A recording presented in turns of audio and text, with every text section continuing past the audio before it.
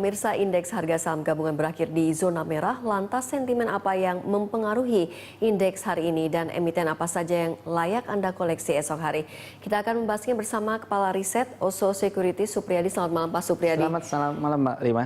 Ya Pak Supriyadi, ini perdagangan awal pekan ini berakhir terkoreksi ya. Apakah pelemahan ini akibat aksi jual investor asing?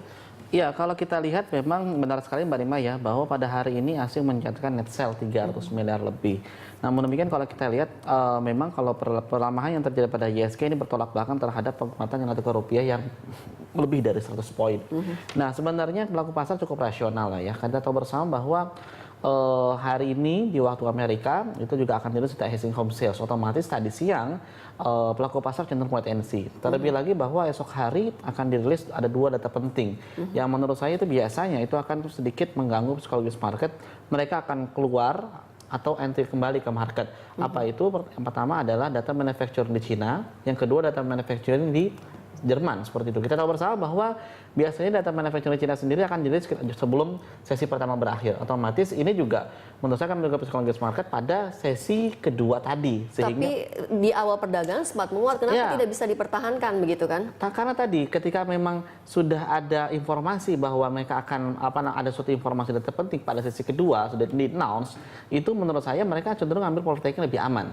Terlebih lagi kita tahu bersama bahwa kondisi masih tidak begitu stabil meskipun memang sudah ada kepastian dari pihak The Fed sendiri, mereka tetap akan menstabilkan suku bunga acuan mereka sampai dengan waktu yang belum ditentukan kembali seperti itu. Meskipun sudah ada estimasi dari Pak Ekonom paling tidak nanti kuartal 3 akan mulai dinaikkan seperti itu. Namun demikian pelaku pasar lebih mengamankan posisinya. Ditambah lagi bahwa pekan ini merupakan pekan bisa dikatakan pekan terakhir, mungkin meskipun pada pekan besok ada 2 hari sisanya ya untuk akhir bulan seperti itu, yang biasa secara historis itu hampir rata-rata saham mengalami koreksi. Oke, dan mungkin ini sentimen penguatan Wall Street dan bursa regional juga tidak begitu berpengaruh begitu? Tidak begitu berpengaruh karena jika kita lihat daripada nilai tukar rupiah. Mungkin beberapa minggu yang lalu kita bisa katakan ketika rupiah mengalami pelemahan sampai dengan 13.300 seperti itu akan sudah pasti mempengaruhi daripada pelemahan daripada ISG. Nah, sekarang ketika rupiah sudah menguat, bahkan rupiah menguat 100 poin lebih, ternyata apa yang terjadi? Ketika sesi 1 berakhir, masuk sesi 2 malah para pelaku pasar di Bursa Efek Indonesia tidak pede dengan ada estimasi dengan spekulasi gimana data manufacturing di Cina, bagaimana besok data manufacturing di Jerman, bagaimana malam ini untuk data housing home sale, otomatis mereka melakukan aksi profit taking. Oke, dengan kondisi IHSG seperti ini dengan sentimennya dan saham-saham unggulan juga tetap menguat. Baiknya untuk esok hari saham apa yang layak untuk dibeli? Kalau masalah saham untuk dibeli, menurut saya ada 2 sektor ya. Sektor retail menurut saya masih boleh dikoleksi. 2 sektor retail yang saya jagokan pada esok hari itu grup Lipo, yaitu Matahari Putra Firma MPPA.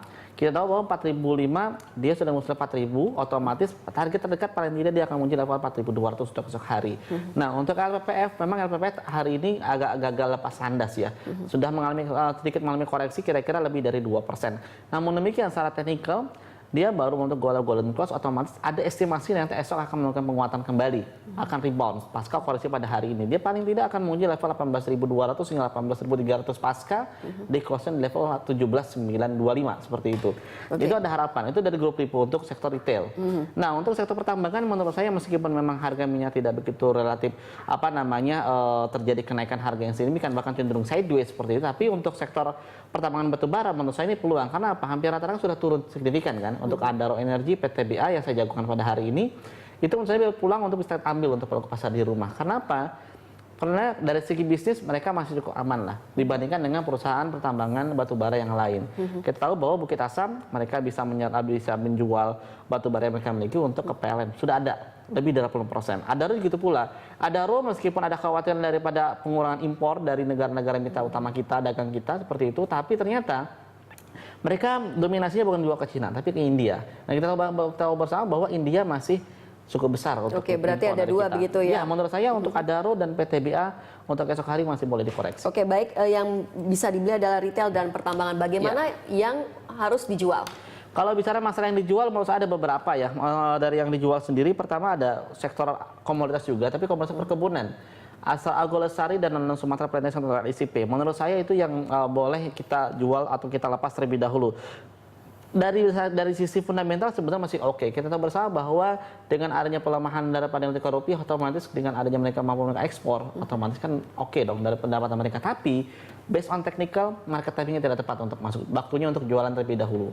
Untuk AALI dan daripada LSIP sendiri. Nah, ada sektor properti, menurut saya Pakuwon Jati masih boleh kita dilepas terlebih dahulu bagi teman-teman para investor yang sudah memilikinya Pakuwon Jati, meskipun memang mereka sudah mampu merestructuring daripada hutang-hutang mereka, otomatis debt equity ratio-nya sudah mulai sudah mulai kecil dibandingkan beberapa tahun sebelumnya. Dan tambah lagi kalau kita tahu bersama bahwa tingkat okupansi properti yang mereka bangun ternyata lumayan lah, terserapnya cukup tinggi. Nah, menurut saya ini fundamental masuk kopi, tapi market timing tidak tepat. Makanya Pakuwon saya rekomendasikan jual terlebih dahulu. Nah, jadi menurut Anda yang untuk dijual ini ada dua juga begitu? Ada komoditas tadi, perkebunan, properti, sehingga tambah lagi adalah sektor semen.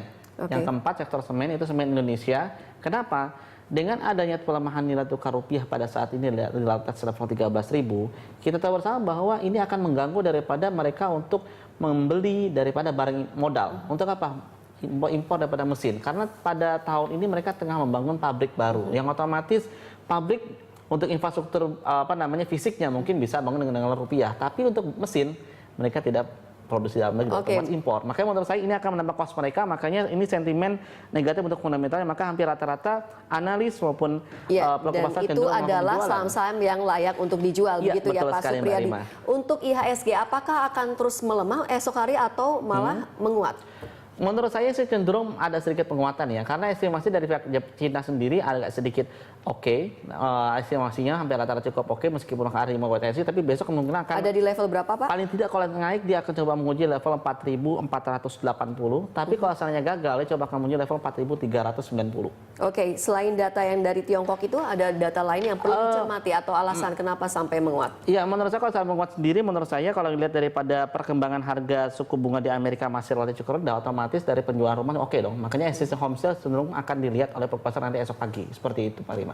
Bagaimana dengan rupiah? Apakah akan terus menguat? Kalau daripada rupiah akan terus menguat, menurut saya sih penguatannya relatif terbatas ya.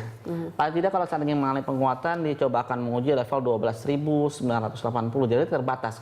Tapi kalau seandainya terjadi pelemahan kembali, coba akan menguji level 13.100. Jadi rentangnya tidak akan bergerak jauh. Jadi ada dua kemungkinan untuk esok hari bisa menguat dan masih ada tergantung daripada informasi khususnya dari Amerika. Kalau sana positif, existing home sales menurut saya sih makan cenderung menguat. Baik, terima kasih atas analisa Anda Pak Supriyadi. Sama-sama Mbak Rima.